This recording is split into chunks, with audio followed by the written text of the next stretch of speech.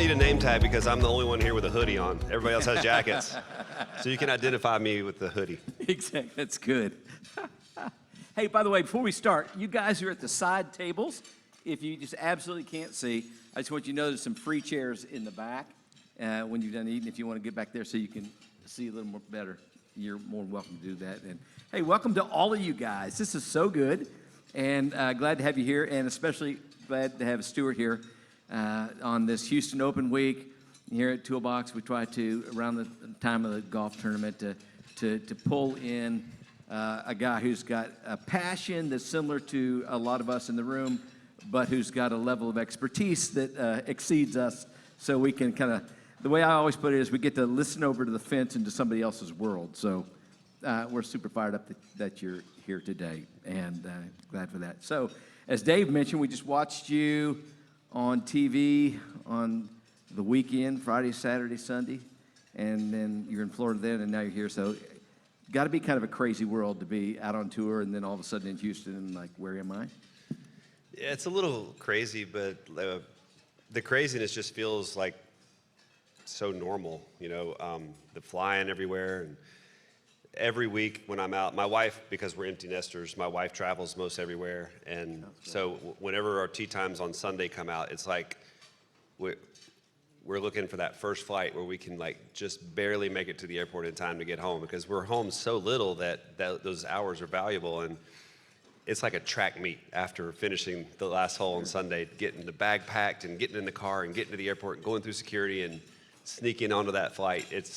And we did it. I teed off at 9:25 and we were on a 3:55 flight in Tampa. And wow, we made that no problem. Easy, easy. Oh, that's great.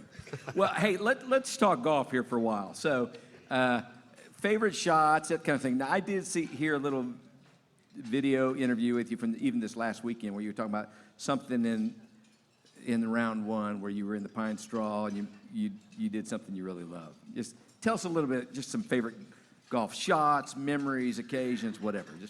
Well, just the one you're talking about was actually in the second round. I remember the only way you would have heard about it is because I talked about it in one of the interviews. And my caddy and I discussed this pretty often, where you can drop one of us pros in the middle of the fairway from 130 yards, and we're liable to hit it almost anywhere because we kind of go to sleep at the wheel a little bit. But you put us off in the trees, and we got like a big branch to go around and then something to stay under, or maybe you got to carry it over the edge of a bunker. And if you turn off the calculating part of yourself and you let the artist part switch on naturally, man, it's amazing what you can do with that golf ball. And that shot I hit, I was in the pine forest, hard-packed pine straw, and there was a little window between two trunks.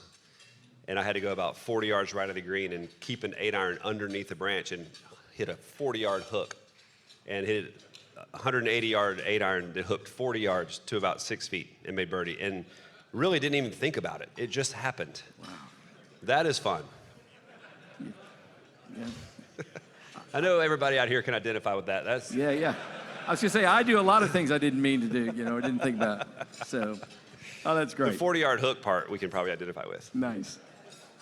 Good. How about other memories down the line in your almost 30-year pro golf career? That's pretty incredible. Do you have some standout moments? Well, yeah, I do. And of course, I've probably forgotten about the first 22 years of those because it's been a long time. But Yeah. Most of us out there have this weird ability to kind of remember shots, because they matter a lot to us. And I remember, like, you can tell me, like, oh, you remember the U.S. Open in 2005 in Pinehurst? And I'll be like, yeah, I remember. I hit it in the right rough on the second hole, and I had a really terrible line. I couldn't reach the green. And the stuff like that sticks with you because it just has, like, this impact on your soul. And I wish it didn't, because it just tells me that golf's a little bit too important in my life. But I remember shots way back.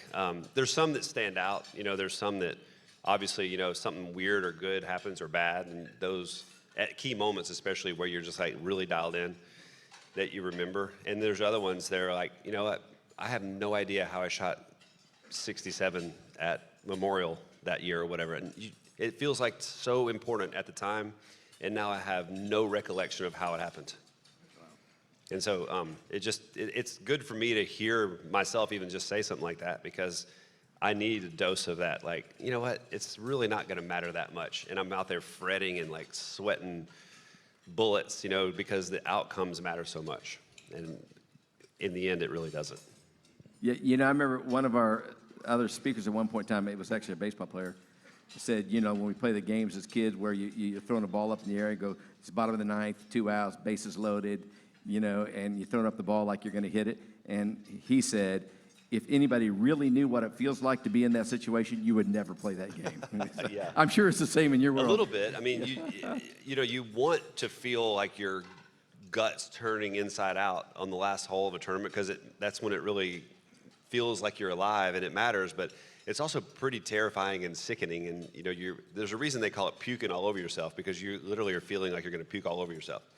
Wow. Coming down the stretch, it can feel that way. But it's a very fine line between the kind of nervous energy that sends you down the path of focus and intensity versus the kind that sends you down the path of fear and anxiety. Wow. They are disguised so closely to one another. Wow, that's great. Mm-hmm. Yeah. So the Open Championship, we'll come to that in a minute. We'd love to hear about that.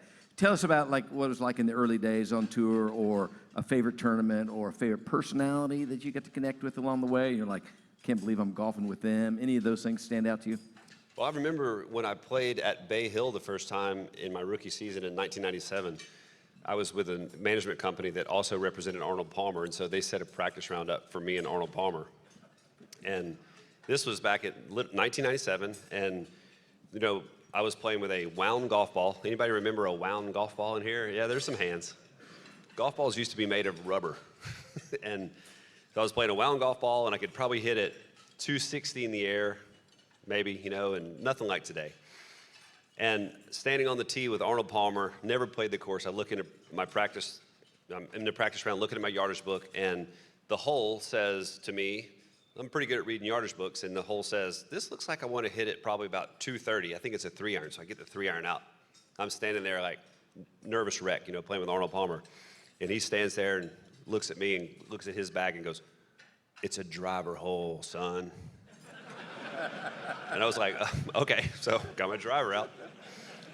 And, but it was weird though. That was the way Arnold Palmer played golf and lived his life. You know, it was like a driver hole, and every hole was a driver hole. And whether you're playing golf or not, off the course, it was a driver hole for him too. But nowadays, looking back, that same hole, number 10, it hadn't changed. It's a driver hole. And because the statistics that we use now, we have all these metrics and all this data that you can choose to use if you want to, and I use some of it. Everything says it's a driver hole. There's not one player that hits the 3-iron off that tee. Wow. And Arnold Palmer was right. That's pretty good instinct. That's awesome. It's good instinct. Yeah, that's great. Okay, so in your 30 years, you know, golf has changed a huge amount. Okay, you kind of take us into your world a little bit, and it seems like it's changed. You know, the equipment's changed dramatically. You know, the stats and the strategies have changed crazy, and the crowds have changed significantly. So just take us down into any of those you want to go to for right now. Well, we just mentioned the statistics, and since 2003, the tour's been keeping really detailed shot data, and they could GPS point from your ball, and then after you hit it, they take another GPS point on your ball, and kind of turns into a shot, right? You move your ball from there to there. Doesn't matter what club you hit, it just knows where your ball started and where it finished, and if it starts in the fairway, ends in the rough, ends in the green, ends in the water, whatever. So that's how they come up with all these strokes gained information, you know, because we got millions and millions of shots to compare now. And so we can use that data to determine the best way to play holes. And you look at a hole like, since we mentioned it, the 10th hole at Bay Hill, and you can see what the players, the very few of them who have laid up over the years versus the ones who have hit driver, and you can see that it's like night and day difference in the stroke average. So if you're standing on that tee trying to decide what club to hit, the data says, well, if I can hit 3-iron here, I'm probably going to average about 4.1 on this hole. But if I hit driver, I'm probably going to average about 3.75. And if you're in the business of trying to make low scores, which one would you choose? So that's the data side of things. That's one example of the way that almost every hole on tour can be broken down now. Yeah. And we do that. Equipment, yeah, obviously has changed a lot. The wound ball back in the days, the golf ball goes a lot farther. It's it's still very important to take advantage of what the equipment offers you, because everybody you're playing against has also got it. It's not like you are like suddenly just a lot better player because you have a better piece of technology. You have to optimize, and it's a big part of my job to make sure you're in the right equipment. Spin rates, launch, all that stuff is like a daily thing. We work on that daily. Wow. And I do too. Even though I'm 50 and I'm one of the old guys, I'm still kind of new school as far as all that stuff goes, like the way that I use it and the way that I depend on it and organize my whole day around it. I'm a lot younger in that regard. Now, I don't know if there's a firm number on this, but how many people are on your team that kind of help make a week happen for you? I got a little team. I don't have so much of a traveling team. A lot of guys have their own massage therapist guys, their physios, a trainer, chef. There's guys that have the big team. I'm not like that. My trainer's in Atlanta. I see him when I'm off. I come out here, and rest has become very important for me because I just don't have the energy in my tank like I used to. And if I spent all day doing something pursuant to my golf life, I would just be a wreck with exhaustion by Friday. And so it's a conscious decision for me, for my trainer to be at home where I can do my exercise, spend my time doing that stuff, and get my body in competition form, and come out here and compete and rest, and just try to chill a little bit and conserve energy. All the way down to decision making even. Just try to use as little energy as I possibly can. Oh, that's great. So, in fact, I read something somewhere along the line about when your son was caddying for you, and I read something about you were using him to be able to build focus. You were kind of offloading some decision making to him a little bit more, or something like that? Yeah, exactly. That's a great idea. The way the tour does it now is they give you the whole locations the night before. They come out right around 7 o'clock p.m. And so at around 7 o'clock, you can find me like hovering around the social media or our little app that they have for players, waiting for that information to come out so I can start my game planning. And when he was caddying, my son, Reagan, he and I would do it together, or some days I'd just let him do it on his own, but just take the whole locations in the yardage book and you come up with like your strategy for the day and how you're gonna plan out your approach shots and sometimes your tee shots based on the wind direction. And that way, your game plan's done the night before, so when I wake up and go to the golf course, I don't have to be deciding that stuff. It's an easy decision. I walk up on the tee, I have a little circle in my book that says this is where we're going, and all you do is calculate the yardage. They move the tees around, but you just calculate the yardage and you know where you're aiming, how far right or left of the hole, and I don't have to spend any energy deciding what to do. It's already done. So it's the system that I use decides for me, and it's, if I can be fresher a little bit, maybe like twice or 3 times a year at big moments down the stretch, then it's paid for itself. Oh, that's awesome. In spades. And you won with him on your back, right? Yeah, we had a great run. We had 2 wins in 2 years, and we had a lot of bad golf too. But it was just it was my favorite part of my career, having him caddy. It was just absolutely phenomenal. I would think that'd be amazing. Yeah. Okay, how about the change we're talking about changes, the change in the crowd, from the caricature golf clap to now some of them a little bit, the PGA meets WWF. A little bit, yeah. You can kind of point, we spoke about this a little while ago, but you can kind of point back to when the US Open went to Bethpage in 2002. Seems like yesterday, it was 22 years ago. And the crowd in New York City, specifically Long Island there at Bethpage, that was the first time that the crowd was a real big part of the story of a big tournament like the US Open.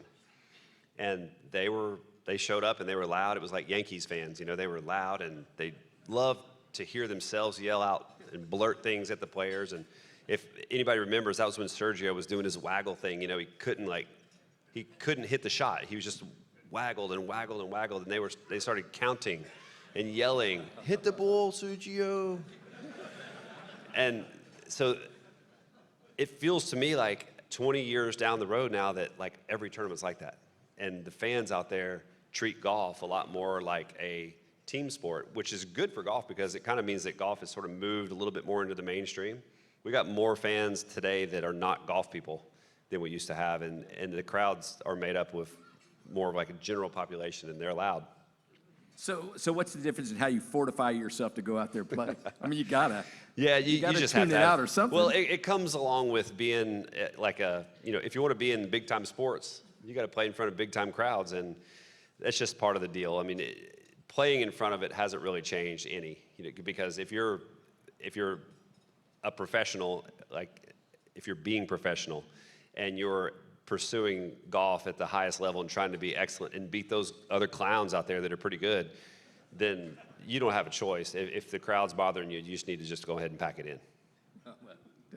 Makes sense. Yeah. Yeah. Okay. So this is just a question I love to ask guys who are, serious golfers. And there's probably a lot of guys in this room that enjoy golf a lot. And one of the things that is evident about you is you've been playing a long time, but you still love it, right? I do. Yeah, I still do love it. Yeah. So why do you think the game of golf gets so deep down in a guy? It's kind of addictive or something. What is it about this game that draws you in and keeps you in and keeps you coming back? Or drives us away. What is it? Yeah, exactly. It's kind of the same thing that does both, really. I think what gets into our soul is that there's no defense, there's no teammates most of the time. Now, yeah, you have a partner sometimes if you play a 2-on-2 match, but still, it's just you. Yeah. And it's just, there's nowhere to hide. It's just all you. You either do great or you do terrible. And it's just all you. And I think that's what just gets its hooks in us. There's no running from it. You can quit, yeah, but eventually you're going to wonder if maybe today's the day. Yeah. You're going to come absolutely. back. Yeah. That's what it gets me. I never was a kid that was like, I'm going to the PGA Tour. That's just the life I see for myself. Never was that way at all. And I just wanted to use golf to help me get a scholarship and get out of town. Yeah. And I did that. And then I wanted to use golf to see if maybe I could, be as good as the guys I used to watch at the SECs. The SECs were in my hometown when I was a kid. And then I wanted to see if maybe I could, beat some of the pros. And everywhere along the way, I just kept on just succeeding a little bit and getting to the top of that plateau. But I still treat it like one day I hope I can be a successful golfer. Wow. I practice that way, and I don't think I know what it feels like to be successful yet. So I just hope that one day might be able to feel that. Wow. That's interesting. So that keeps you hungry and keeps you going. Yeah. And I love the puzzle that golf is. The puzzle? Yeah. That's awesome. I don't play like you. And for me, it is every once in a while you hit a ball and it goes right. And for an instant, you feel like you've mastered life. Yeah. It's like, and that'll keep you coming back too. Yeah. I mean, it feels great, those good shots, and the bad ones feel terrible, but the good ones feel great. And that's so good. You feel like you have it. So take us on the journey to your Open Championship. I mean, that was an amazing tale for those who are watching it, but to hear it from you and your perspective and your experience would be so fun. 2009 it was, and we had decided to take our kids to Ireland the week before just to have a little fun vacation. My kids were, 12 and 15 at the time, and they had never played links golf before. And I've always loved links golf, but they never had played it. So this was the time I thought, I'm going to teach my kids what links golf is like. We're just going to play a bunch of golf, and I'm going to get ready. A lot of times the best way to get ready for the Open Championship is not to go and pound balls and do your putting drills, but just to go play golf in the conditions, and you hope it's windy and the rough's high. You just get used to basically getting the crap kicked out of you for 18 holes. And so we did that, and we had such a fun time. We left Atlanta, Georgia, where I live, in a very non-illustrious manner. We got to the airport, and our kids' passports had both expired. So we had to divert to D.C. to the State Department, where I had, luckily, a connection, and get our passports for the kids reissued. So we cost ourselves a day. Get over to Ireland, a day late. But immediately just played golf. The first day we got there at 4 o'clock, and we still played easily 18 holes because it doesn't get dark until, almost 11. And they loved it. I loved it. We played 36 holes a day for about 3 straight days. And it came time to leave to go over from Ireland to Scotland on Monday. And I went to my wife and I was like, you know what? I'm having fun. Let's just stay here for a little while. So we changed our flight to Tuesday. So it was at Turnberry. I didn't even arrive at the course until 3 p.m. on Tuesday that week. The registration ladies there at the RNA were like, we didn't know if you were coming. I mean, no one gets to a major that late. And so, but I was so content. I hadn't had a great year. I'd played pretty good in 08, but in the first part of 09 was scrappy and not great. I had changed a bunch of stuff in my swing and my golf game, just like reconstructed a lot of parts of my golf, and had no expectations. But I was having a great time with the kids. I was content. So we get over there. I played a late practice round on Tuesday, and played 18 holes Wednesday too, and then was, kind of ready to go, I guess. I played a good round on Thursday, near the lead, and it got really windy on Friday. Saturday, Sunday was very windy from the same direction every day. And I was just right up there near the top, but so was Tom Watson. And because of Tom Watson being involved, I think that served as a good distraction for me to kind of pay attention to something else other than focusing on myself. And so I would hit my shot and kind of watch the scoreboard and listen to the crowds and just pay attention to Watson. And it was really good for me to have something external to focus on. I was also kind of sick, which is another kind of good thing for me that week. But then, at the end, I ended up really locking in on my own stuff about 4 or 5 holes to go, and I was three groups in front of the last group with Watson on Sunday, and I birdied the last hole to get to -2, made about a 15-footer there, which was, I didn't think it was enough to win probably, but birdieing the last hole when you're in the mix at the major doesn't ever hurt your chances. And so Watson bogeys the last hole, we end up in a playoff. And I was in the locker room with my kids and my wife watching the finish. I was -2. Watson had birdied 17 to get to -3. And the last hole, he's in the middle of the fairway. The only hard shot on the hole that day because it's downwind was the tee ball. Just get it anywhere except the bunkers. And he hit it down the center of the fairway. And the second shot, it kind of is where it all went wrong for him. Like I mentioned before, the wind blew the same direction every day. And my caddy and I, we had game planned that hole to where the green was, the whole golf course was a brick. And we planned that you can't land the ball closer than 5 yards from the green. So 15 yards short to 5 yards short was our landing zone. There was a flat area of the fairway that was like, that's where we're gonna land the ball every day. And we did. Every day, we stuck it right there, and it just bounced right up on the middle of the green. There's really only one place for the ball to go if you landed it there, and that was the center of the green. And from there, any of the pin locations on the side of the green were no more than 20, 25 feet. And that last day, the pin was kind of where the balls all collect. And so I hit my shot, landed short of the green. I hit a 195-yard 9-iron on the second shot. It's not because I'm a super long hitter. It's because it was that much downwind, and I was landing it 5 to 15 yards short of the green. I probably carried it 165. And I got pin high and made the putt, and Watson came through there, middle of the fairway. All he had to do is get the ball on the green and 2-putt, and he was going to be the winner. He carried it about 10 yards past the front of the green. And as soon as his ball landed, I was like, this is a playoff, because there's no chance he was going to stop it on that green. And it didn't. It rolled over the back. And to his credit, it was a really nice second shot. It was just the wrong club. But also from the back of the green where his ball was, it looked pretty simple on television. It was not an easy place to be. And he did really good to get it to 10 feet and made a bogey. But I felt like that was like my chance to take charge, because I felt like that might have been a sign of some fatigue. He's 59 years old. And so developed a little game plan there in the locker room while I was watching. And that game plan was really spectacular. You want to know what it was? Yeah, tell us about it. I'd love to. I wanted to get to the tee second. You want to get to the tee second for the playoff hole? Yeah. Okay. That's the end of the game plan. That's it. That's the strategy. Yep. There's a little bit of momentum for Watson at this point in time, you think? Well, there was crowd momentum for him, and I didn't want to be standing on the tee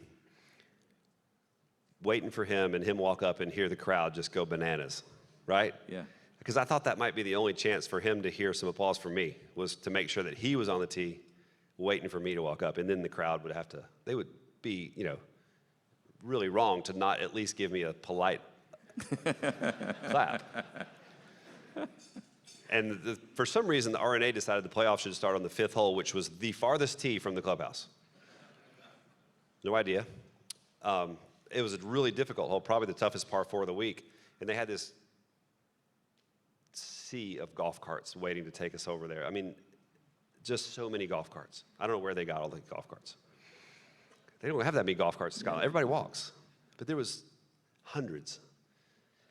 Everybody got on a golf cart, and they all started going down the same little path, you know, like 10 wide, like out towards number 5 tee. And I was with this lady, and my head, you know, I was like, game plan, get to the tee second. And I knew that the 5th hole, just off the tee, about 60 or 70 yards on the left side, tucked back in the gorse bushes, was a porta-john. Okay. So I'm like, I'm gonna go wait it out.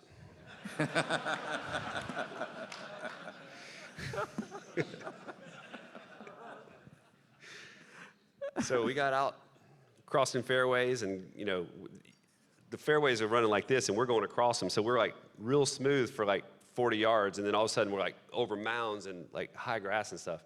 And I told the lady I was driving the cart, I was like, we're gonna go to the porta-john. And she's like, no, no, no, no. We have to go straight to the tee. I was like, no, we're going to the porta-john. I didn't tell her why, but she was like, oh, okay.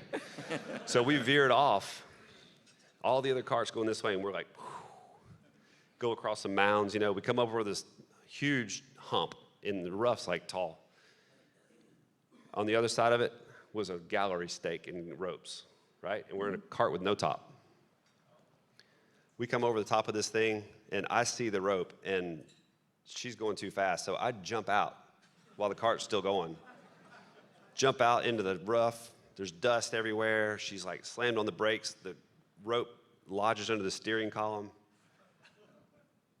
Stakes go flying. Stakes are flying out.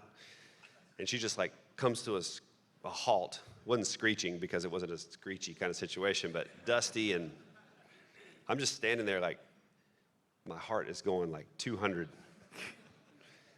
And I just said, I'll just walk the rest of the way. So I could see the porta-john. It wasn't that far away. And I ducked in there, and I'm like trying to get my heart rate down. And I have no idea if I was in there for 10 minutes or it was probably like a minute. And it felt like forever. And I was just looking in this little mirror they have in there. It's like a piece of metal on the wall. Just trying to get my heart rate down, like breathing. And like the good news is I was still right on plan. I had the plan nailed. I was just waiting it out. And sure enough, after I'd been in there for what seemed like forever, it was probably a minute, I hear the crowd, and they're applauding because Watson had got there, and they're all like, even though we're way out there on the course, there's a couple hundred people already like ringing this tee. Like it was already crowded.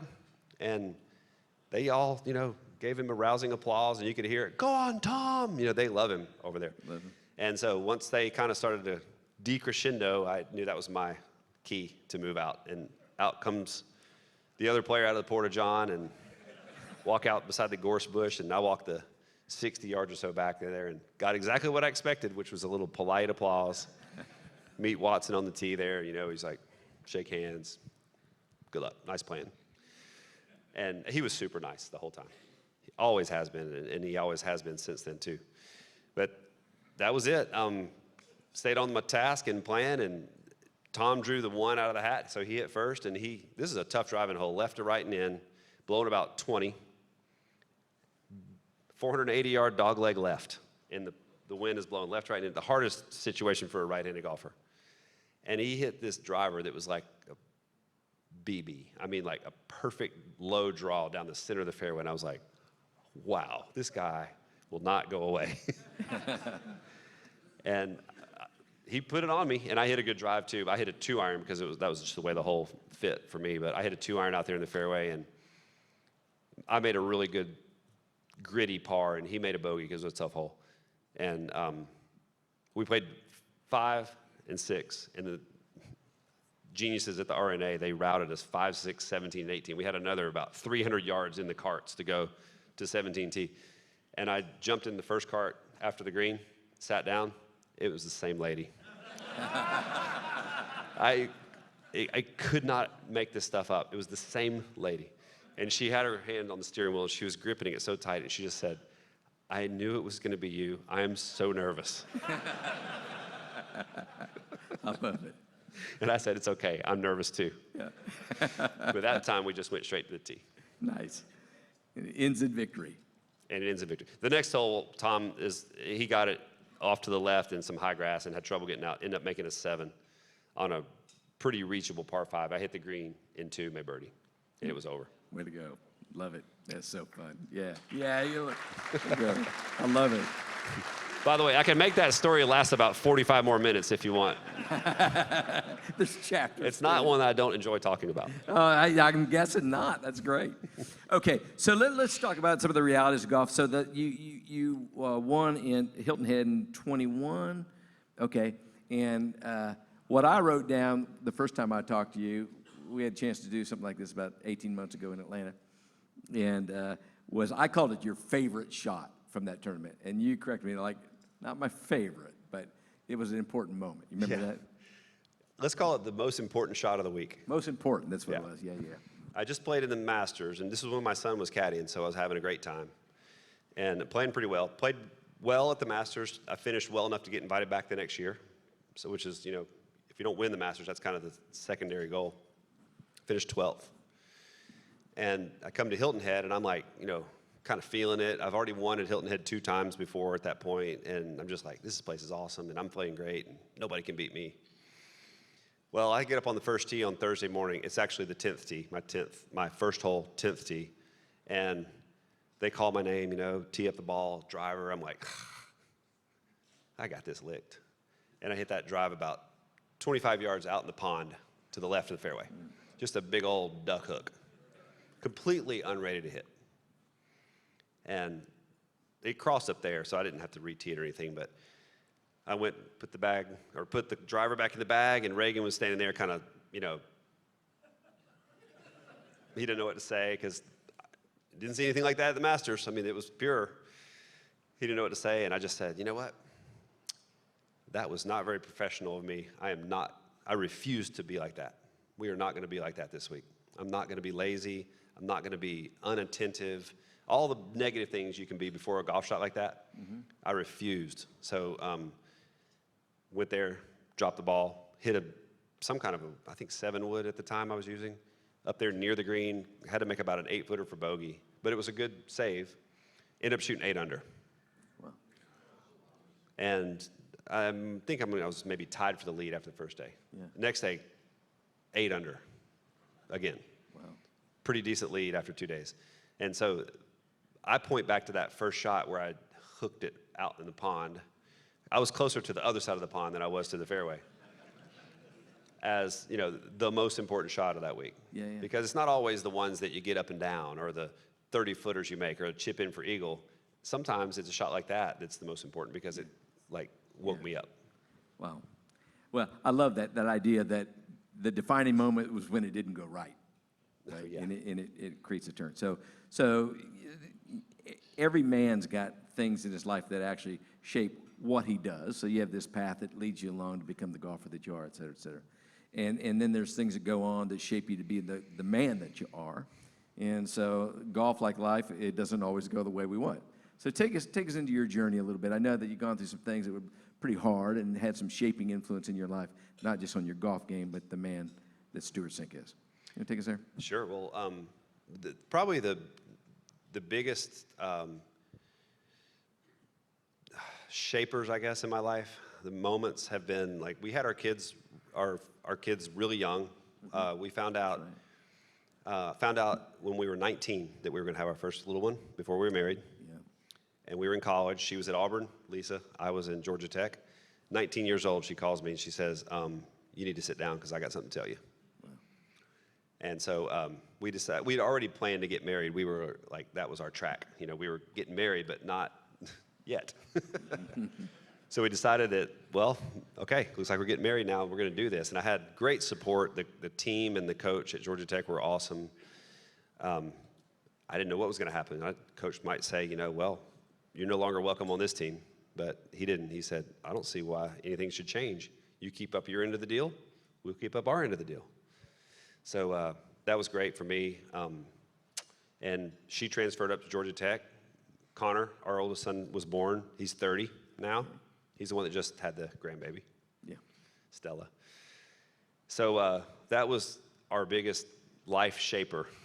Yeah, And for sure. I mean, for me, it's not even near the life shaper that was for Lisa. I mean, she left college, sorority, all that stuff, and her pretty much ended her career. She was going to be a molecular biologist and map the human DNA sequencing and all that stuff. And, well, she ended up being a mom and still is.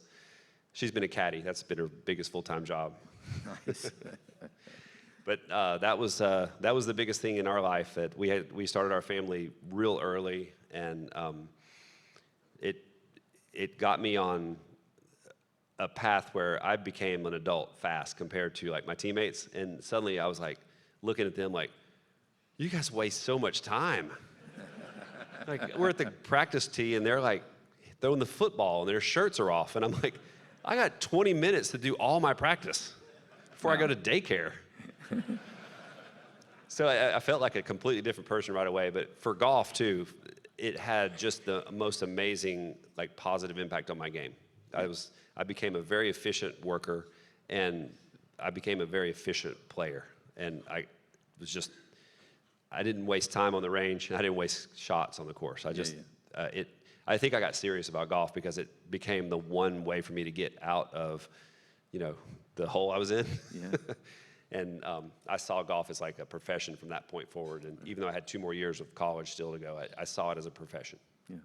So, yeah, another one of the things that's true of you is you have a faith journey that's part of your life too. Some point in time in there can you just tell about that, about coming to a relationship with Jesus, and then some of the other things that you've gone through that have helped shape and build that part of your life? Reinforce, I would say. Well, when I was in college, it was around the time that we got married. There was a guy from an organization called College Golf Fellowship that used to come and visit. He was really close with one of the guys on our team. And I knew him just because of being around, and we talked sports and, whatever kids that age we all talked about. We had lunch together sometimes. And one day we were all sitting around the table, and he just turned to me just kind of point blank and said, Stewart, if you died today, do you think you're going to heaven? And I was like, well, yeah. Not really knowing the answer. I had no idea.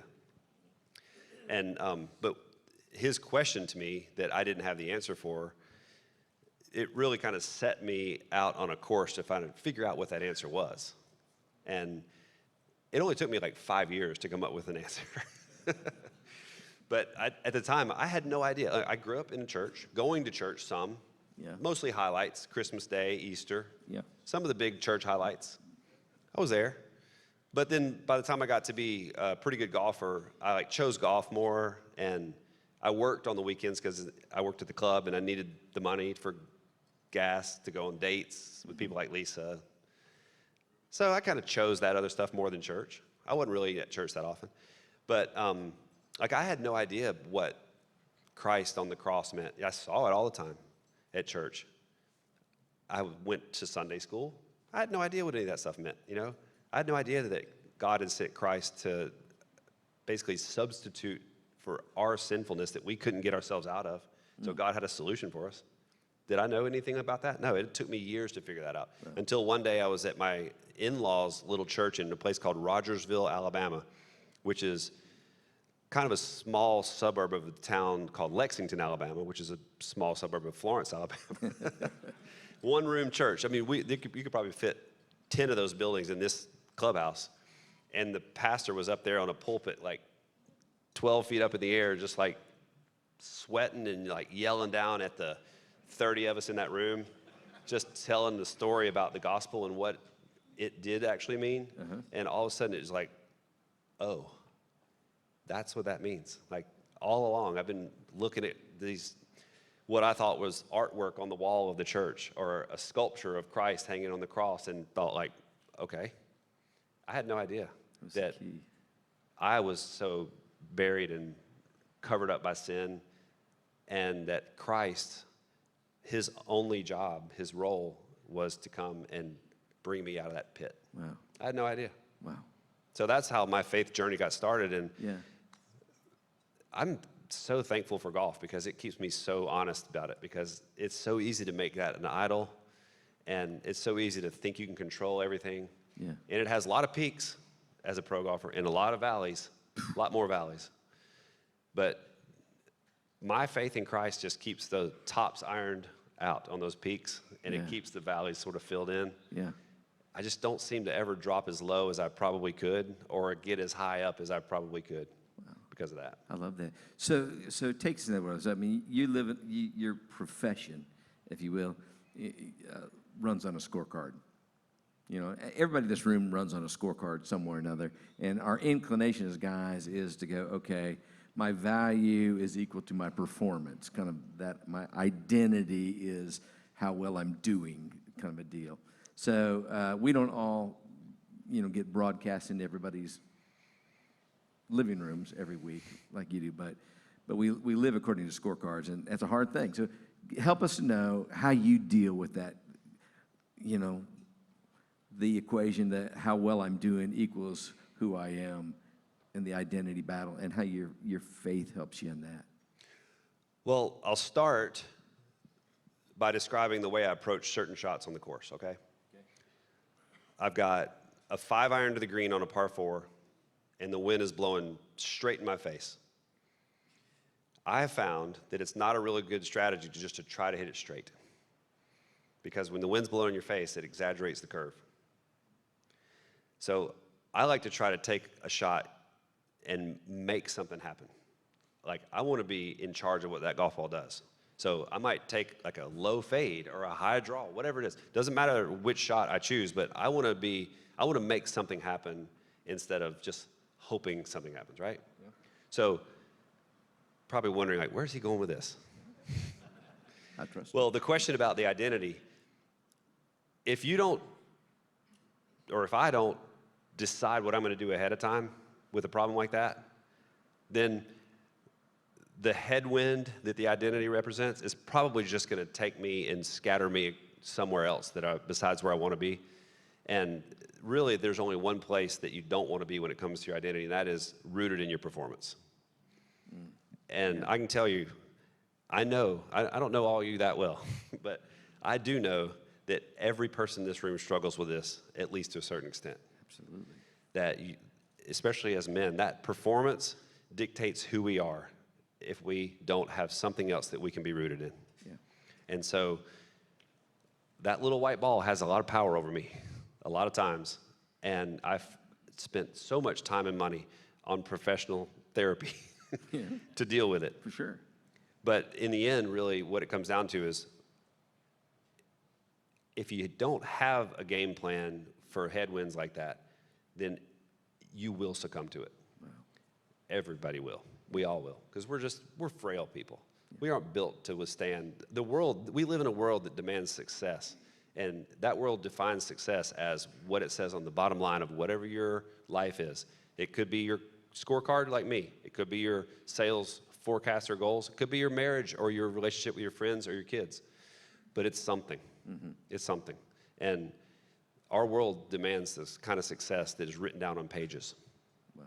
And I don't like to conform myself to that because it's impossible to please it. Yeah. So I'm guessing if you weren't facing those headwinds and coming up with a strategy, you wouldn't still be doing this 30 years later because it'll wash you out. Don't you think? I mean, that's pretty I washed out a long time ago. No, you're right, though. I mean, I just find that golf gives me such an amazing device to study myself in these ways, and I fail. Believe me. I mean, I fail all the time. I'm not a really good keeper of the identity in the right place. I let it beat me up.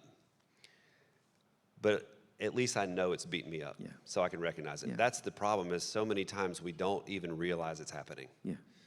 We just feel so normal. It's like the craziness in my life that you brought up earlier about the flight. And we flew from Tampa to Atlanta. I spent one night at home. I get up, I do a media day for a tournament I'm representing in Atlanta in a few weeks. I get on a flight this morning, leave the house at 5 o'clock, 5:30, come down here, and it is crazy. Wow. Feels normal. You know why? Because I don't even notice. Wow, you're normal. So just a little shift of gears. So our Toolbox tagline is helping men go beyond success into significance. You know, and so you won the Payne Stewart Award, you know, some years back, and so that's an indicator of a sense of mission in your life that's bigger than and beyond golf itself, right? How about that idea of going beyond success into significance? Any resonance with that? Any thoughts on that? Well, I think it's a great statement. I think it's a question in that form. Is that a question? Yes. Okay, but it's also a statement because it implies that there's a difference between success and significance, right? Say that again. It implies the phrase that you wrote down. Yes. I'm not that familiar with it, but the phrase implies that there's a difference between success and significance. Exactly. There's stops on the road, right? Stops on the way. Well, to get from success to significance, you have to decide how you define each one. And you know the phrase, you can't take it with you. Like we've all heard that. That's a good old Southern phrase. Can't take it with you. But you can leave a lot behind. And what we're doing today with our relationships, and every table out there, I'm sure, has had really good conversations today. That's the kind of significance that we talk about. You know, I don't know a single thing about anybody's balance sheet in here or net worth. I'm sure there's some pretty amazing ones. And there's probably some people worried about theirs right now. Yeah, for sure. But that significance is what you leave behind that matters. No, I love it. There's a kind of focus on relationships and you walk with the Lord. Yeah. Beautiful. Yeah. Well, we are about out of time, and so I just love this. I appreciate you taking time out of your normal to come here and share your life and story and experiences with us. And so how about it's a really warm Toolbox thank you to Stewart Cink. Thank you.